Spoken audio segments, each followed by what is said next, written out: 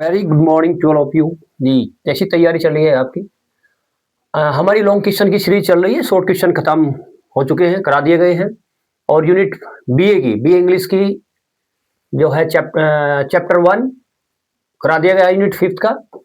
और unit first second third eight complete करा दी गई है। अगर आपने नहीं देखी तो करके देख लीजिए। आज जो है यूनिट फिफ्थ का चैप्टर नंबर 2 है, जिस चैप्टर का नाम क्या है? Under the banyan tree. Banyan tree किसको बोलते हैं? बरगद के पेड़ को, बरगद के पेड़ के नीचे। तो क्वेश्चन क्या आ सकता है? Draw a character sketch of Nambi.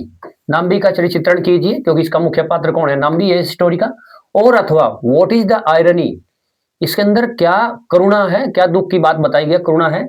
और how does Narayan use in this story, और किस प्रकार से आयरनी को यूज करते हैं इस स्टोरी के अंदर आर के नारायण जी। तो कोई भी क्वेश्चन अगर आता है आर के नारायण के ऊपर, इस स्टोरी के ऊपर, अंडर द बनियान ट्री या नाम्बी के ऊपर, तो आपने ये क्वेश्चन का आंसर ये लिख के आना है जी। Long question. Nambi was an enchanter. Nambi एक इंचेंटर था। इंचेंटर वैसे बोलते हैं जादू डालने वाले को, जो जादू किसी के ऊपर जादू डाल देता है या आकर्षण करता है। तो यहां पर ये जादूगर तो नहीं था, लेकिन a person who charmed the villagers with his story.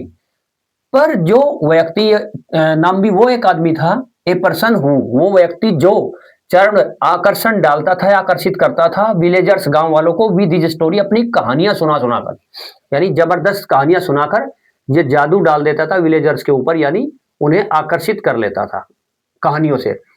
In return the villagers, बदले में गांव वाले यूज टू गिव हिम, उसे दिया करते थे फूड, खाना एंड क्लॉथिंग, कपड़े।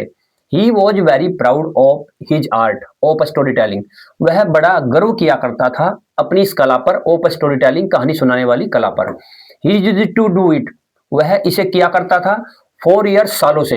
And he had felt he was the most important man in the village, और वह महसूस किया करता था, एंड ही हैड फेल्ट, और वो महसूस किया करता था, यानी महसूस करता था, दैट की महसूस करता है, he was the most important man in the village, की गांव का सबसे महत्वपूर्ण आदमी है।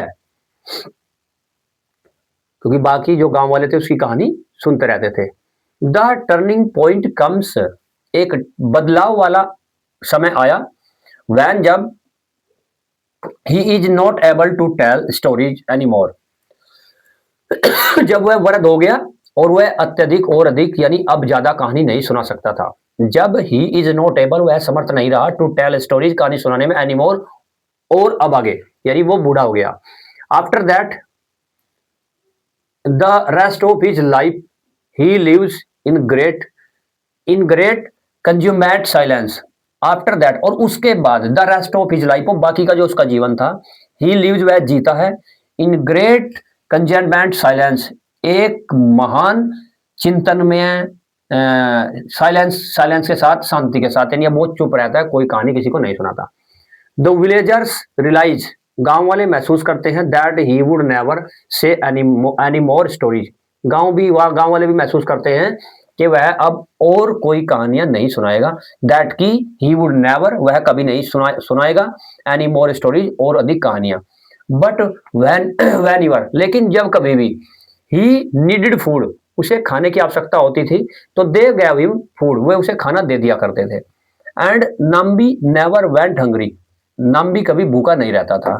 Van ईवर he wanted he went to any cottage, when, जब कभी भी, ही वांटेड, उसे चाह होती थी, ही वेंट, वह चला जाता था, टू एनी कॉटेज, किसी भी कुटिया में, ऑफ हिज चॉइस, अपनी पसंद की, एंड एट फूड, और खाना खा लिया करता था।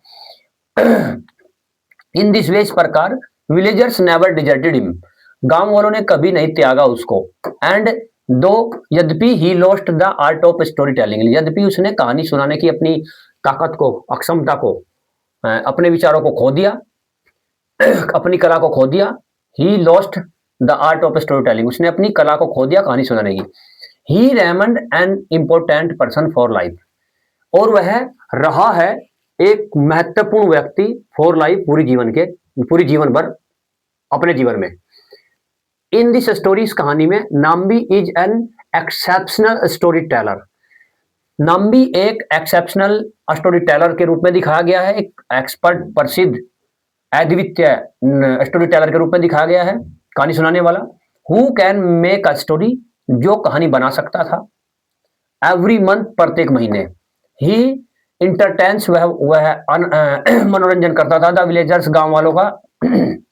With his factitious stories, factitious story बोलते हैं झूठी मनगढ़ंत कहानियों से वे गांव वालों का एंटरटेनमेंट करता था। एंड लीव्स देम, और सुनाकर कहानी उन्हें छोड़ देता था। क्या छोड़ देता था? Spell bounded, spell bound. Spell bound क्या होता है? स्पेल बाउंड होता है एक कहानी के जादू से बांधकर, यानी कहानी सुना दी और सब लोगों को अब वो लोग उस कहानी के जो जादू था, उसकी जो बातें थी, उसमें ही घूमते रहते थे और काम करते रहते थे। इसका ये मतलब है वो जादू सा हो जाता था उस कहानी का। वही जबकि द राइटर एडमायर्स नाम्बी, जो लेखक है वो प्रशंसा करता है नाम्बी की, टू सम एक्सटेंट, किसी और तरीके से भी। ही ऑल्सो शोज हिम, वह यह भी दिखाता है him in a critical light, एक आलोचनात्मक प्रकाश के रूप में भी वह उसको दिखाता है। एंड मेक्स अस अवेयर, और हमें सावधान करता है। ऑफ हिज वीकनेस, उसकी कमजोरी को। एंड एसेंट्रिसिटीज को, उसकी कमजोरी और उसका कहानी ना सुनाने की जो अब अक्षमता खत्म हो गई है।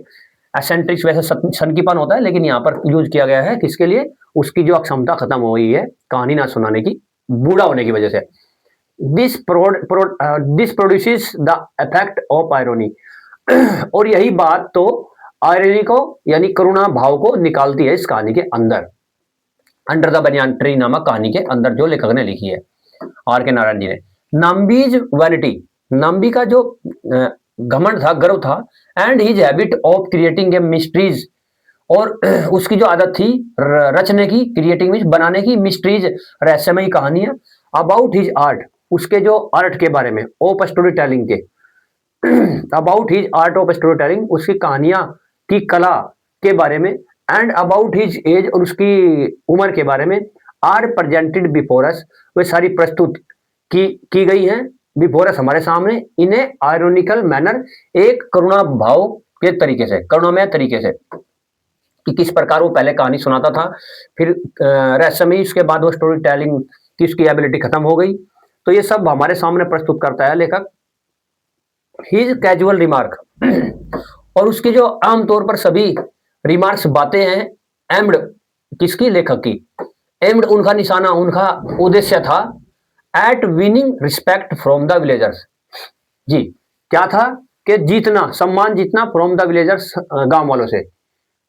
हिज कैजुअल रिमार्क, ये लेखक कहता है कि जो नाम्बी है उसका जो कैजुअल रिमार्क्स थे, मुख्य जो निचोड़ थे उसकी कहानी सुनाने की बातें थी, वो उनका उद्देश्य क्या था? एट विनिंग रिस्पेक्ट, सम्मान जीतना फ्रॉम विलेजर्स, गांव वालों से। और are presented with a tinge of irony, और कवि कहता है कि प्रस्तुत करना, और यहाँ प्रस्तुत किया गया है with a tinge of irony, एक करुणामय वस्तु के रूप में। But the irony of situation is that Nambi is unable to narrate any story. But लेकिन द आयरनी ऑफ सिचुएशन, लेकिन जो यह स्थिति है, यह स्थिति है किसकी? करुणा की। कौन सी स्थिति? दुख की स्थिति है। कौन सी है? इज दैट के नाम्बी इज अनेबल, के नाम्बी जो है अब अनेबल है, असमर्थ है, टू नरेट एनी स्टोरी, कोई भी कहानी सुनाने के लिए। बिकॉज, क्योंकि ऑफ हिज एग्जेसिव ओल्ड एज, उसके अत्यधिक बुढ़ापे की के कारण। इवन, यद्यपि, फिर भी। हिज मेडिटेशंस, उसका चिंतन। एंड कंटेम्पलेशन, और उसका मनन करना होता है।